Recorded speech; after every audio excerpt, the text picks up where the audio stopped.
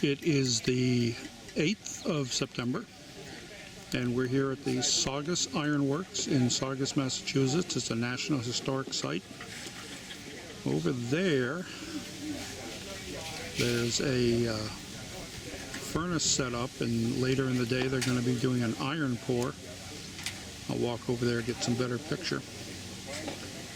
If we scan to the right, under this tent, folks are making, kids and whatnot, are making scratch molds that the cast iron is going to be poured into. In this opposite direction is the top of the iron furnace, where in colonial times iron was melted and poured. Scan some more. Todd and Amy Cahill are setting up Todd's display of truly marvelous steam engines, steam engines. We'll come back later when he's got things running. And the Park Service set up this really terrific tent for us to display our stuff under. Left there is Herb Cotterly talking with a visitor.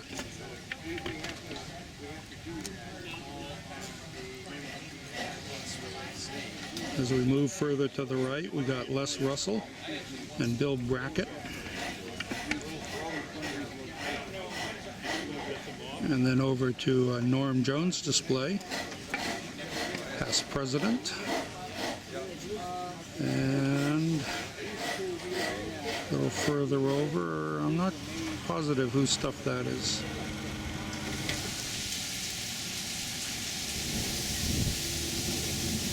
This furnace is a top loader, meaning that the raw iron and wood or coke or coal or whatever they were using to melt would be top loaded, and it would burn inside and melt the iron for pouring. Oh, the wheel just stopped. Oh, darn. Well, we'll look here. This wheel powers the bellows that forces air into the furnace to increase the burning process. These counterweights that we're seeing here work the bellows in the opposite direction. There's a cam, and we'll try to get inside and get a picture of that. A cam that raises or lowers the bellows, I forget, it's been a while since I was here, and this counteracts the motion. Here we're back at the trip hammer house, and you can see the size of the axles that the water wheels are riding on.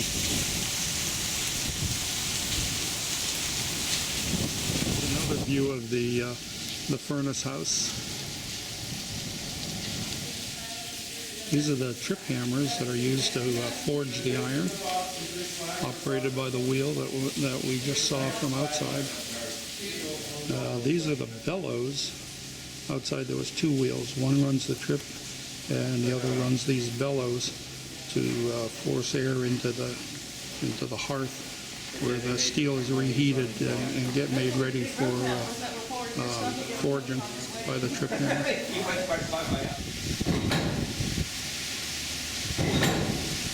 So that'll open the sluice, start the wheel.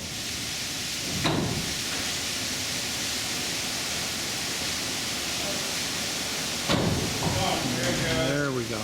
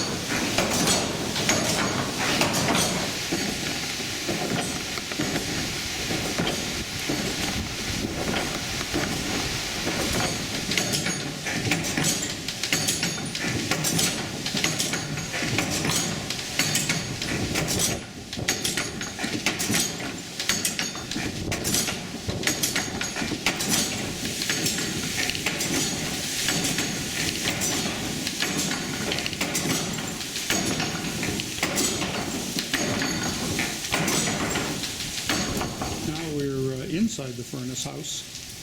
And you can see the axle that connects out to the water wheel, and the bellows that drive the fire. And these are considerably larger than the ones we just took pictures of next door in the forging house. When the furnace was tapped, that is to say, probably a clay plug was broken out of this bottom, which you can't see here. There's a plate or some sort over it. The iron would flow out into these channels and then turn right into these other channels where it would harden. And that would be the pigs that they would take to the forging house and in turn turn them into a more useful shape. And this was dug, these channels and the pig molds were dug right into the dirt on the floor, which was the floor of the pouring section here. And these are some various tools that were used during the pouring process. This is the rolling and slitting mill. As everything else, it's run by water. This large wheel and that geared wheel over there. This one, instead of gear teeth, you've got these rods going across that engage with the far wheel. After the iron was flattened and formed in the forging mill or forging building, it'd be brought here to be turned into rod and nails, actually. I don't have a light with this video cam, so I don't know how well this is going to come out, but I think it'll be okay.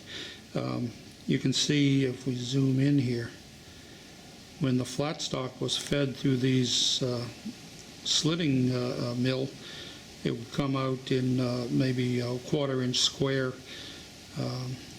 rods, and they could then be forged into nails. This could also be used for rolling the stock out to wider, thinner plate. This is a view of the other side of this rolling and slitting mill. You can see that there's a wheel over here also. If we turn 180 degrees, we'll look over here towards the blacksmith shop, where these various rolled and slit pieces of stock can be forged into useful items. You start burning coal, you know, depending which way the wind's blowing, your neighbors will love you. Looks like he's starting to succeed. I don't know how to deal with it. Put in a piece of stock and make something else. Yeah, make something real.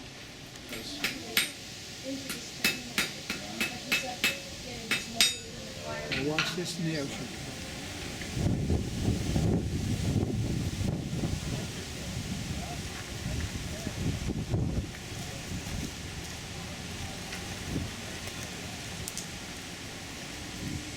This is called the River Basin Terminus. Boats would come in here loaded with the raw log iron that was used in the furnace and unloaded.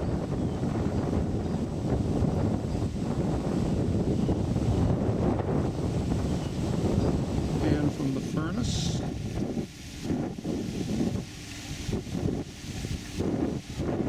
to the forging house, past the Basin Terminus small building.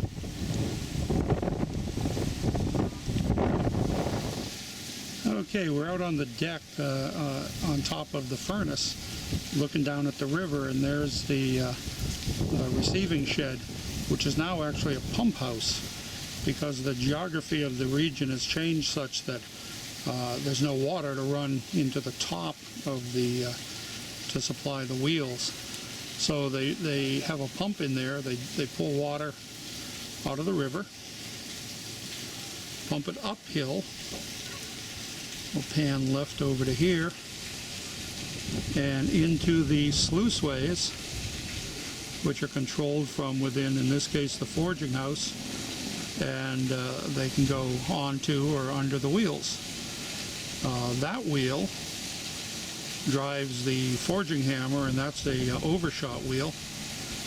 And this wheel drives the bellows, and it is undershot, which means the water comes in underneath it and drives it counterclockwise. That one is driven clockwise. And this is actually the top of the furnace. Little wheelbarrows that look like that back in the day would be used to load ore and coal or wood or coke or whatever they were using into the top of the furnace. The bellows would drive the fire, and eventually the iron would melt and be tapped out the bottom into the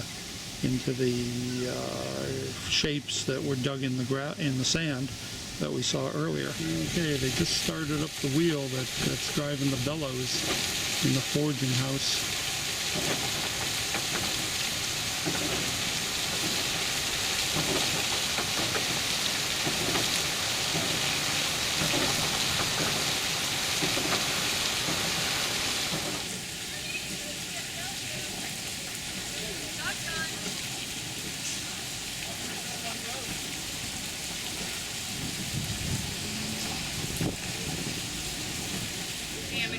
When that goes down, slow water, we're going to make it go higher. You want to make it go higher? Real high? Okay.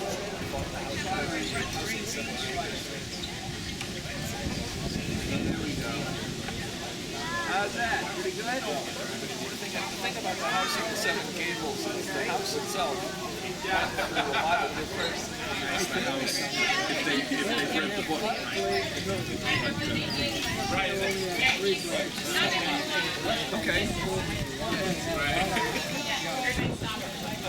This is Jeff Del Papa,